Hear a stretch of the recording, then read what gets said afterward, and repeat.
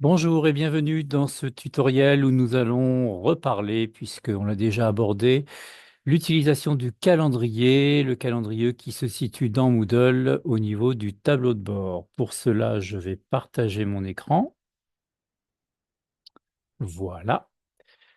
Et donc, à partir de là, on va se mettre dans la situation où vous avez programmé une visio et vous souhaitez l'insérer dans le calendrier pour donner accès à tout ou partie des étudiants.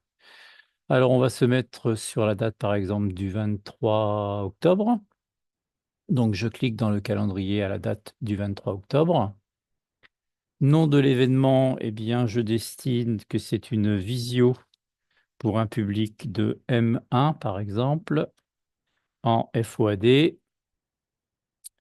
l'intervenant étant Lionel Bonnef. À la date du 23 octobre 2024, nous allons commencer cette visio à 14h30. Alors là, c'est important de ne pas se tromper. Dans le menu déroulant qui est ici, vous allez utiliser utilisateur, groupe, cours, catégorie ou site. Alors attention, en fonction de ce que vous choisissez, ça permettra à tout ou partie des étudiants de voir dans le calendrier la visio en question ou pas. Utilisateur, vous n'aurez jamais à l'utiliser. C'est en fait uniquement vous qui voyez, si vous choisissez utilisateur, les étudiants ne verront absolument rien. À la limite, vous avez un rendez-vous chez le dentiste, vous mettez rendez-vous chez le dentiste, utilisateur, vous validez. Donc ça n'a pas de grand intérêt. Groupe, vous ne l'utiliserez le groupe que si vous avez dans vos cours une distinction de groupe. Je vous montre rapidement. Je choisis groupe ici. En mode recherche, je descends sur le menu déroulant. Je sais que sur mon UE12, j'ai constitué des groupes. Donc, j'ai un groupe de M1 en présentiel et un groupe de M1 en FOAD. Donc, si par exemple, je destine, comme je l'ai indiqué dans le nom de l'événement, que c'était des M1 en FOAD, je vais choisir uniquement M1 en FOAD.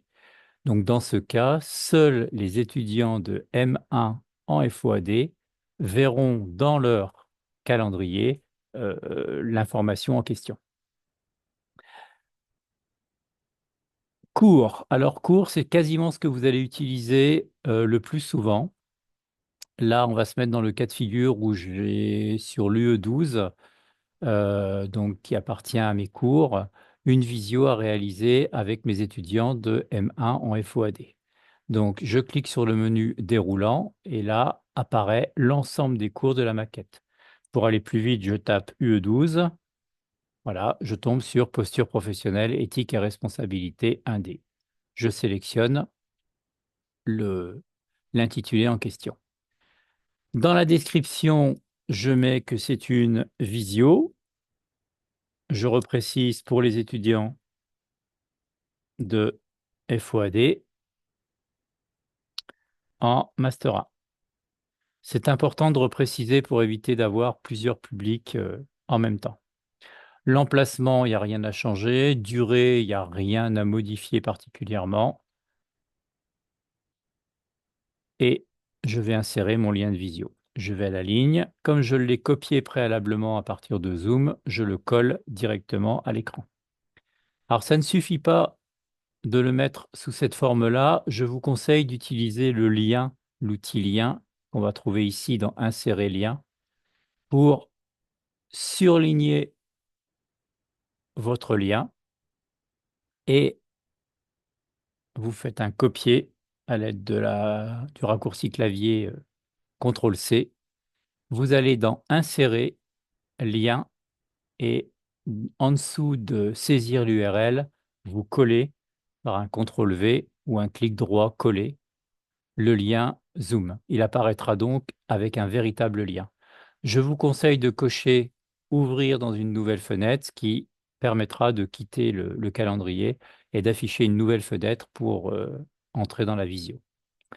Donc je mets Modifier le lien. Voilà, vous constatez que maintenant, ce n'est pas simplement un texte noir, mais un texte surligné en bleu qui permet de cliquer directement dessus. Je valide avec enregistrer. Et là, vous constatez que mon lien de visio, donc comme il est destiné sur un cours, il est de couleur orange. Quand il est en vert, c'est à destination du site, donc là, tout le monde le voit. Là, uniquement les étudiants de M1, Fouad. Alors, dans ce cas précis, comme j'ai mis cours, il y aura également les étudiants de M1 présentiel qui le verront. Et là, vous voyez aussi que le lien est actif, c'est-à-dire qu'un simple clic permettra d'activer le lien en question.